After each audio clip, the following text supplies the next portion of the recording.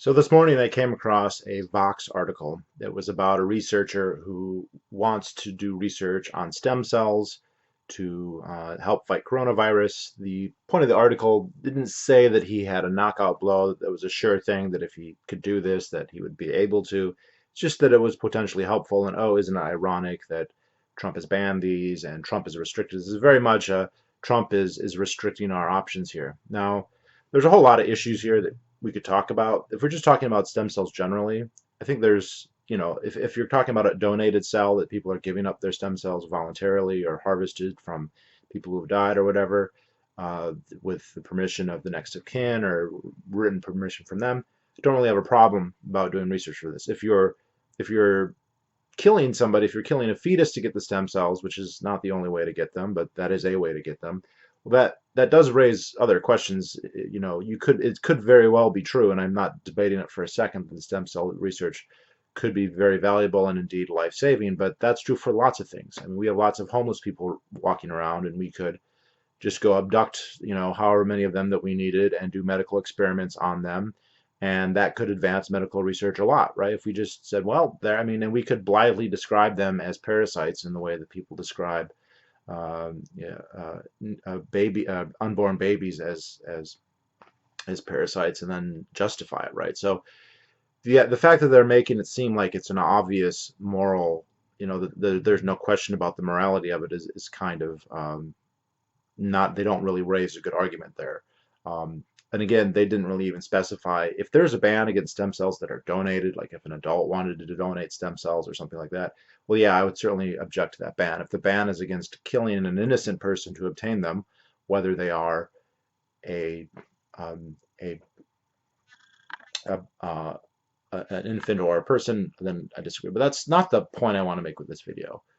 The point is, there's a lot of talk about that right now. Where's this talk been on every level of the medical industry that is restricted by regulations?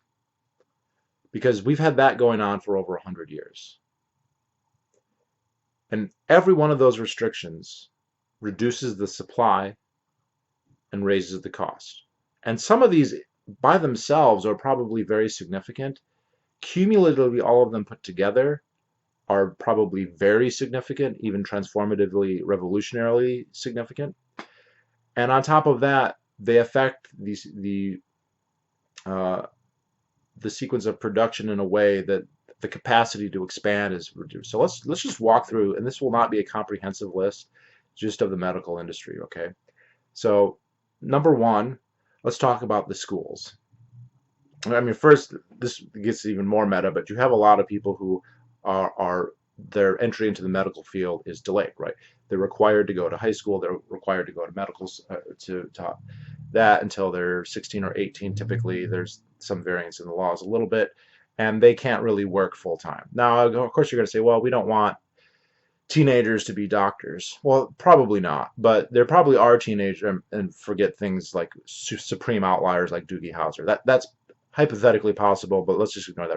But we could still have people who are working in hospitals, right, as janitorial staff, as aid staff, as laborers, who are teenagers, who would free up people to do other jobs and who would lower the cost of those places, right? So the fact that we can't hire teenagers, that they're forced to go to school where they can then spread coronavirus versus working in a hospital where they can A, just help the logistics of the hospital, or not even a hospital, medical industry generally, and B, gain skills in that field.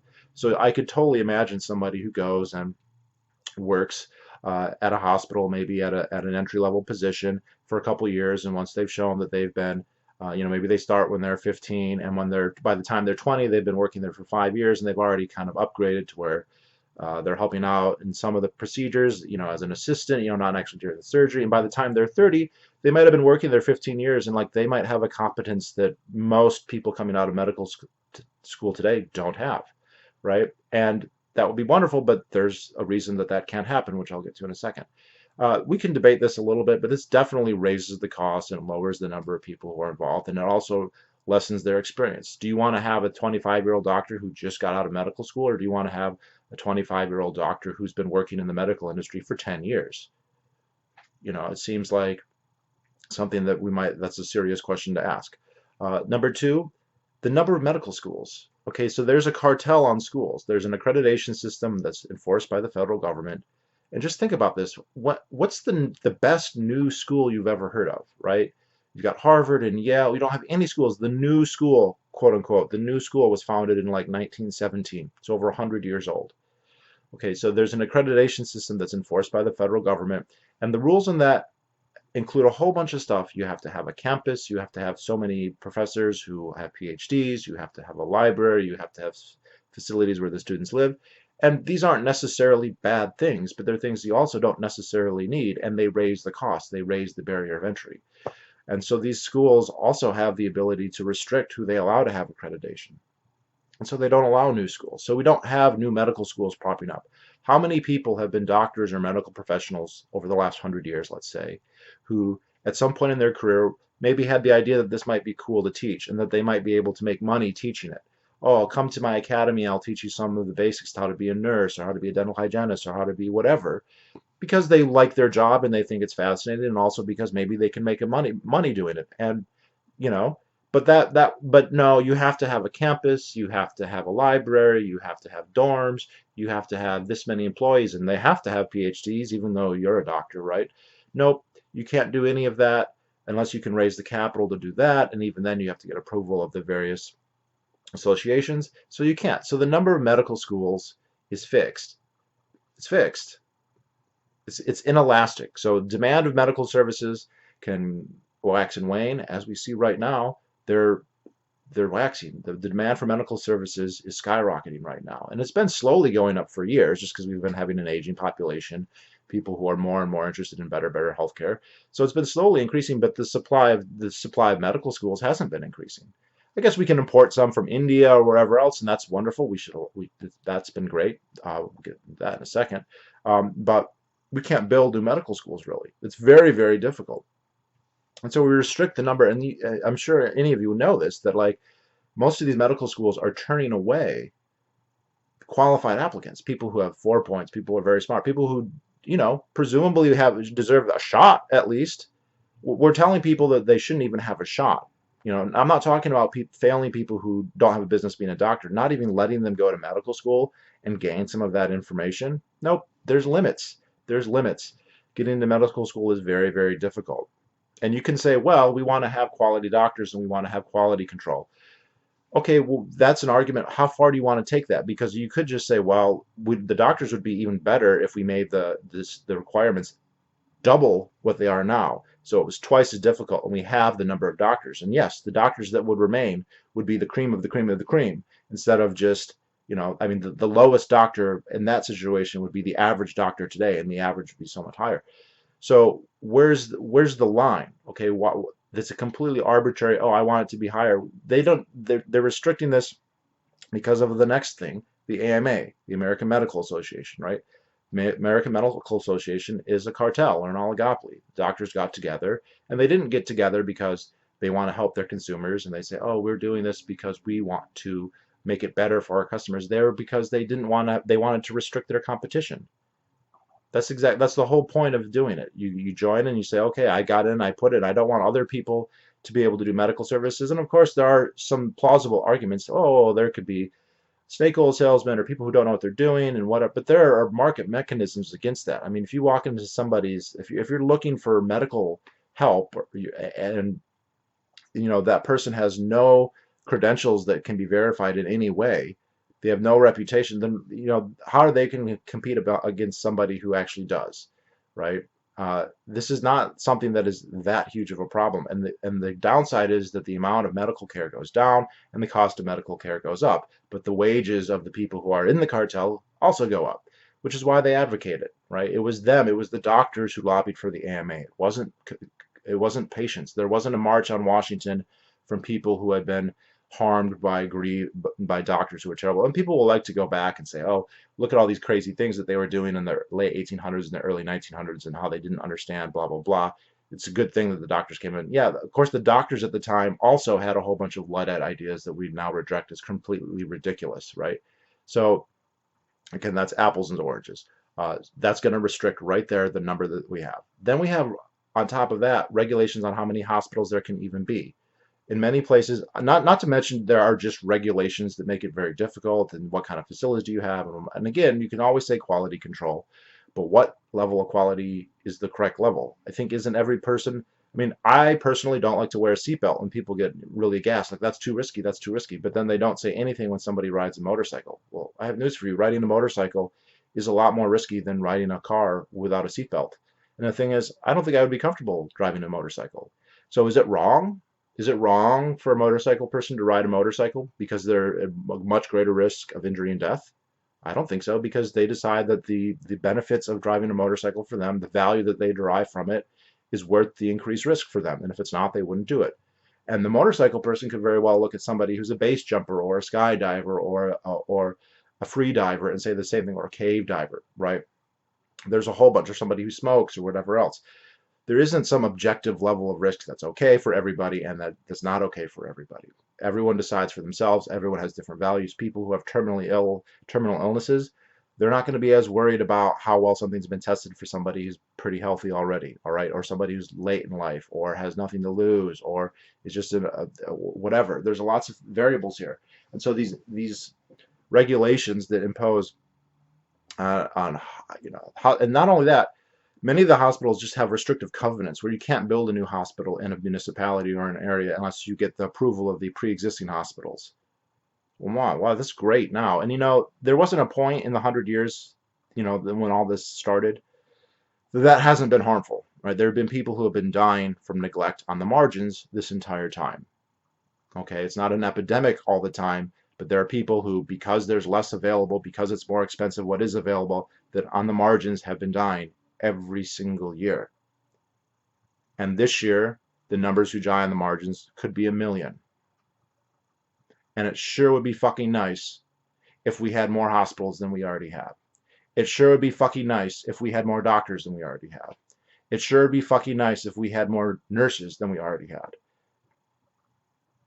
Don't you think any of that would make a difference now? It would have made a difference in every single year up till now as well. And now it would make a huge difference. But no, that's not it. Look at medical treatments, the FDA. I agree, I don't want to buy a drug that hasn't been tested. But again, what's the level of trust that there needs to be? Even you could say, okay, right now it costs 10 years and about $1 billion to get a drug approved. First of all, that means that for any drug where the market is less than $1 billion, it won't be developed, right? If you know that the number of people who have this is only so much, and even if you assume the maximum amount they're willing to pay, it's only worth $100 million, then you will not develop the drug, even if it might only cost you $50 million to develop the drug. So there's no point. So everything that is below that threshold will not happen. And that's a lot of things. That's presumed, there isn't actually a limit to the number of things that could include. Okay, but it also means that everything that can reach that limit is much more expensive as a result. The companies have to recoup their losses because they had to spend 10 years. And even if they knew that the drug worked in the first year, it still had to wait 9 years. Well, if the drug saves 1,000 people a year and it takes 9 years after it's been developed, that's 9,000 people who died who could have presumably been saved if they had had the drug. And let's just assume they couldn't all get it, but half of them, 4,500. And maybe that sounds like a big number, and for many drugs that would be a big number, but there are other drugs where we're talking 10,000 people a year. 10,000 people a year who could be saved by a drug that exists, that can be manufactured, that is not legal because the FDA says it's not legal, because it hasn't gone through the 10 years. And you could say, well, we want quality control. Yeah, I could say we want even more quality control. I could say it should take 20 years and $2 billion because we want to be that sure. If they say that there is a 1 in 10,000 chance that you could have an adverse reaction, I could say that is not good enough. It should be 1 in a million. And anything less than that means you're a heartless capitalist devoted to profit. Okay? So, and I wouldn't be wrong. I would be using the same logic you have. There is no cost-benefit analysis here. It is completely arbitrary. And we know that the FDA, they know psychologically the people who die because drugs are not made legal, because they're restricted, doesn't go on them. They don't get blamed for that. They don't get blamed for that, okay? Because they're not Donald Trump and it's not stem cells. It's not an issue that liberals, because liberals really just want to make abortion legal. That's their main goal, really. And so they made this an outrage, this restrictions an outrage. But the restrictions that the FDA has been putting on every single fucking drug in this country for 50 years, I mean, yeah, for AIDS because of gay people, a little bit, tiny bit, yeah, you'll get it the Dallas Buyers Club, but it doesn't register at all. And we're talking about thousands of people a year before this happened. And how many, and you know, we didn't have coronavirus, so there wasn't going to be a drug that's a cure for coronavirus. All right. I mean, I guess maybe, but it's very unlikely. But there could be drugs that help, that reduce the symptoms, that make it so you don't need to be on a ventilator, or maybe you can only be on a ventilator for half the time. Wow, that would be amazing. That would be amazing, but we can't have that because of the FDA. And not only do we not have them right now, I mean, they're going to relax. I mean, it seems likely that they're going to relax some of these regulations now, right?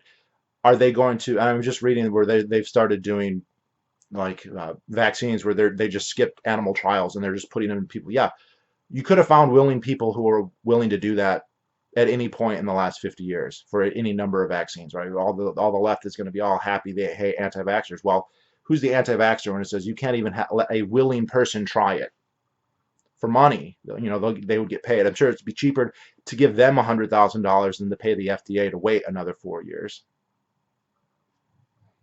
And it's voluntary, right? They know what they're doing. So it's not like you're killing a fetus to get the stem cells. Okay, so why is that a problem? Why can that be allowed? Because you have this view about what is and is not safe that you then project onto everybody else. And you know what? It's not even your view, it's the FDA's view. And right, and they have bureaucratic incentives where they don't get blamed for the people who die for drugs that aren't approved. They get blamed for the one instance where they do get approved. And so you know what? They make it very, very hard. But here's the other thing. Because it's so difficult and so expensive, the number of firms that can accumulate the capital and the expertise to develop drugs is now much smaller than would other be. It's just big pharma. We've got a couple big companies and that's it. We don't have hundreds of companies. We don't have thousands of companies. We don't have entrepreneurs in every hospital, in every doctor's office, in every college, in every garage with the chemistry students, with every person with access to a rainforest, fucking herpetology. We don't have that. So we don't have as many minds working on it. We don't have as many people looking for things. We don't, and again, people weren't going to predict the coronavirus necessarily. I'm not saying that, but all the other things, every year, year after year after year after year, and that much competition. You don't even have to compete. And here's the other thing, the intellectual property, right? That's completely enforced by the government. All right. This stops people from making drugs generic. If you develop a drug first, there's still a reason. Someone else is going to have to copy you. They're going to have to go through that process. You have the first to market. You have the best label. You have the best marketing team. You have the best connections. You have the best reputation. You've got the real thing. Yes, they can try and copy you. You're first to market, blah, blah, blah. There's still a reason to do it. We have that with authors. We have that with all kinds of stuff. With fashion, with movies. It's totally possible. Okay? It's not, and now we have it where, no, we have it. We have the monopoly and we're going to charge $6,000 a pill even if we can make it for $50 a pill. Right? They don't need, I mean, part of the rationale for allowing them to have the intellectual property is, well, because it takes so long to get through the FDA. Okay, well, let's get rid of that. Okay.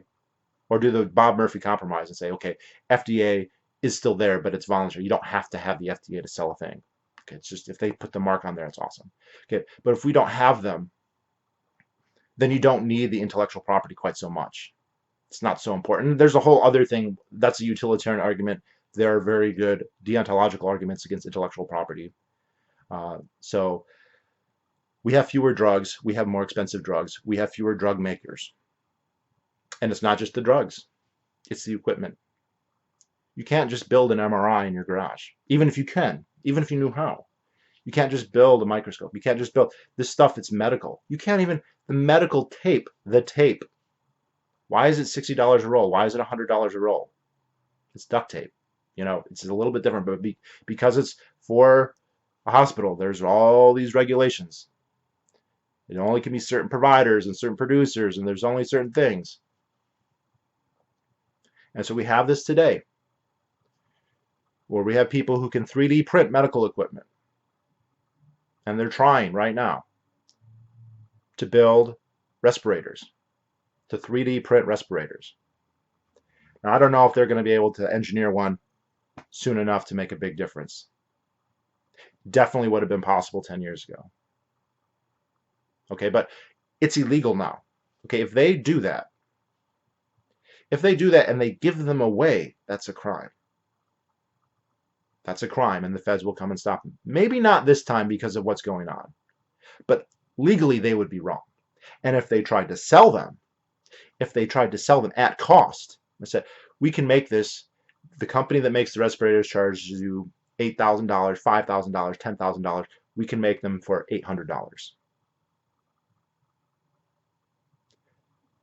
People would get mad at them and say, what the fuck? If this happened a year ago, if a year ago, some guys in a garage started making respirators with a 3D printer and they worked just as well or well enough, people would jump on them and say that they were evil and say that they were profit seekers and saying that we need regulations and blah, blah, blah, blah, blah. And people died last year on the margins because of this.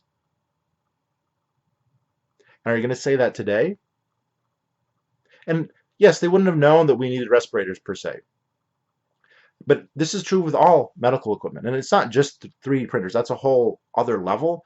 But entrepreneurs can find ways, but they can't because of intellectual property and because of the regulations. Okay, so every MRI costs more. Every laser, every scalpel, every bed, everything, every gown, every mask, every single piece of that equipment costs more, and there's less of it. Which means the healthcare, there's less of it, and it costs more. This is how that kind of inverts like that. And that's the point. And that's not just a libertarian argument. Okay, there's people on the left who understand this, who understand that the point of regulations is regulatory capture. It's rent-seeking. The reason you do that is to raise your profits and to destroy your competition, restrict them or destroy them. That's who lobbies for this stuff. That's who pays for it to get done. It is not the masses marching. That's the rationale they give because that's the most politically expedient one. That's the one that makes the most sense. And I will admit that it sounds awfully plausible. But it's not how it really works. And that's not what's really happening. So every single piece of medical equipment costs more and there's less of it. And there's fewer people who are producing them. So we don't have, again, if legal, if there had not been regulations, there would have been people making respirators and every other type of medical equipment for years. All right, small-time entrepreneurs. Once we got 3D printing, which we've had now for what, 5, 10 years, people would have started doing that. And why would they do that? Because they're nice? Because they predicted that coronavirus would come? Because they're philanthropic? Well, hypothetically, some of them might, right? It's possible that the Shriners might hire some guys and say, hey, let's furnish our hospital. We want a respirator in every room. We want an MRI on every floor. We want, that's possible. Okay, and that could have happened. Probably would have happened in a couple situations. Okay, and now we have 3D printing on top of that.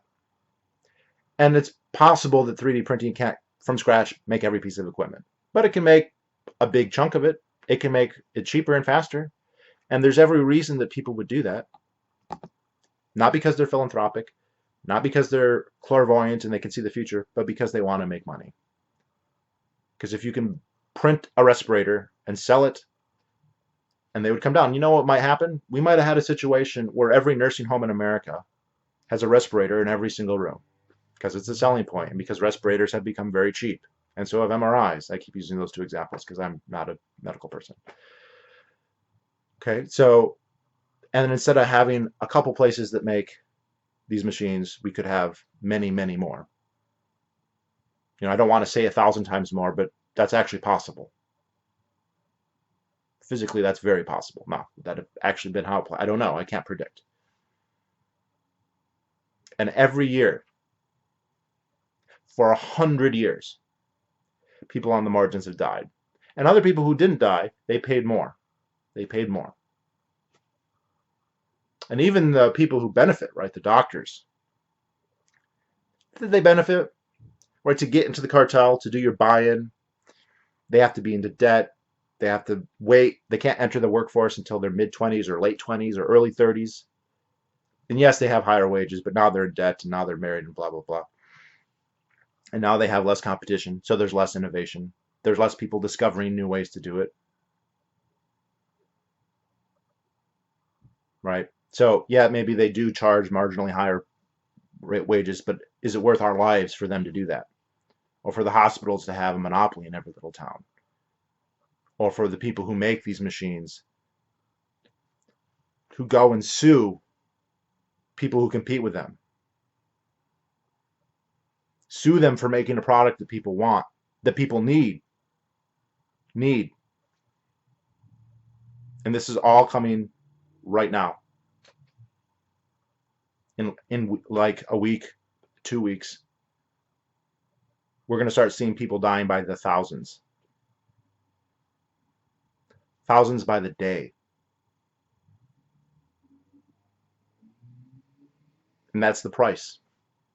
It's not just the taxes. It's not just the higher costs that we all pay. All over the course of 100 years, who can even think? It's going to be paid with blood and life. And that's not even that. I mean, it's even more than that, right? I mean, we have this whole insurance. Where did this insurance? The people who hate insurance, who are like, oh, the fucking insurance companies. Where do they come from? Why does that exist? Why is that a thing? Well, it goes back to World War II and FDR, who's the greatest president ever, right? And what did he do in World War II? Among other things like building the atomic bomb and throwing Japanese people in prison camps and creating the military-industrial complex in the spring of 1940. You didn't know that? Depression, War, and Cold War. Robert Higgs. Read about it. That's where it comes from. It's also where the insurance companies come from, as we know them today. Okay, before that, you had a problem, you paid a doctor. One-time fee, like shopping, like getting your car fixed, only cheaper, and they came to you. Maybe you bought major medical insurance, maybe, but it didn't cost that much because it only covered major medical. You didn't buy insurance for the sniffles or something minor. Okay. But during World War II, because they were inflating the money supply so much, which also relevant for today, they set wage and price controls and they put maximum wages, right? Everyone wants to talk about the fight for 15 minimum wages. Well, FDR put a maximum fucking wage. So this is the most you can pay somebody. This is how they would try and stop inflation. You can't pay people more, but you know, market forces are very real. People like to think that the economics is hocus pocus and it's just all up in the head. It's all theoretical bullshit. Employers need workers. And the only way they can compete with them is to pay them more.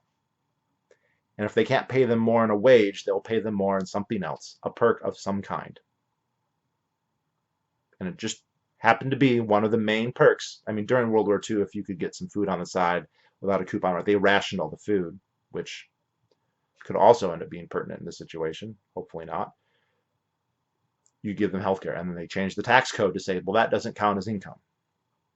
Boom. That industry is born. Right there. And we've been living with it ever since. And it's made it uncompetitive, and it's made so people don't shop prices. It's created moral hazard because people aren't necessarily worried about what their lifestyle or anything that they could do to mitigate their risk because it's included with their job. And it goes on and on and on and on and on. Intervention after intervention after intervention after intervention. And then today, some fucking communist can say capitalism failed. Capitalism failed. Socialism to the rescue. Yeah. If we pass Medicare for all today, there will not be one new hospital bed, not one new doctor, not one new ventilator. Not one. Okay. If we passed Medicare for all instead of Obamacare, no, not one more bed, not one more one more doctor,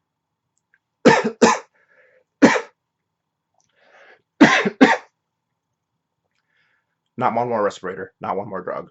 In fact, if there's no incentive, if there's no profit incentive,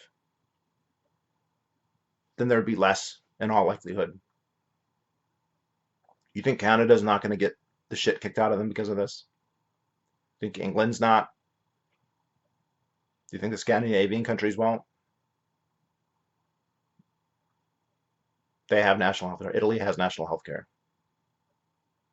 France does. China does. That's what you want to talk about? And you want to say this is capitalism's fault? Free market capitalism?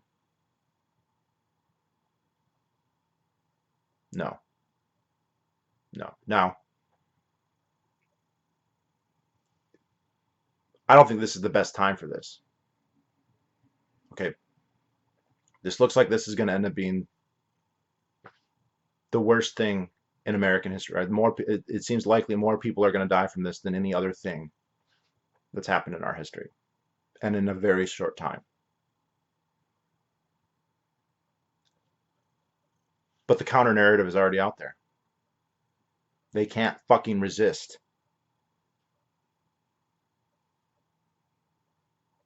And it's not just that I think that I'm right or that I think that they're wrong. It's that people are going to fucking die even more than's already happened. And I just can't not say something about that. So take care of your loved ones, take care of yourself, stockpile, do what you can. This is going to change everything, and we don't know how yet, so we'll see.